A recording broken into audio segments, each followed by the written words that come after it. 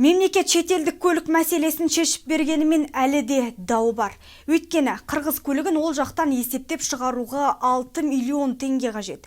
Өз құны небәрі 2 миллиондық көлікке шыққан сома осы.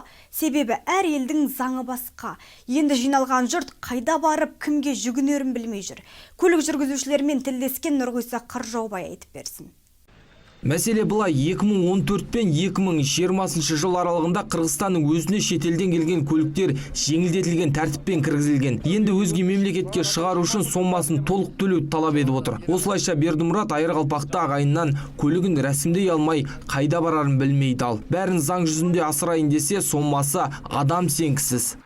Мен әкеме 2 миллион осыдан 2 жыл бұрын алып келген машина Қырғызстаннан. Қазір мен Қырғызстанға барып, енді жаңағын учеттен шығарайын десем, мұнан өткізіп тұр, счет шығарды, өткізейін десем, маған ол жақта 6 миллион 450 мың теңге налог төлейді, переоформление төлейсің дейді. Өйткені ол 2014 емес, 2017-де кірген дейді. А машинаның бар жоқ 2 миллион тұрады. Мен 6 миллион 450 мың қайдан төлеймін оған? Жамбыл облысы бойынша бүгінге дейін 1500-ге жоқ көлік құралы тіркелген. Оның 287-сі Ресей, 20-сы Грузия, 35-і армениялық көліктер.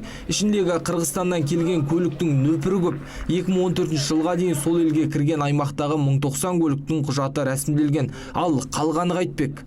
Ол кісілердің бүкіл біздің жаңағы азаматтардың талаптарын естіп, олардың бәрін мысалы жаңа арыздарын жазды. Әкімшілік полицияның кеңсесіне жіберді.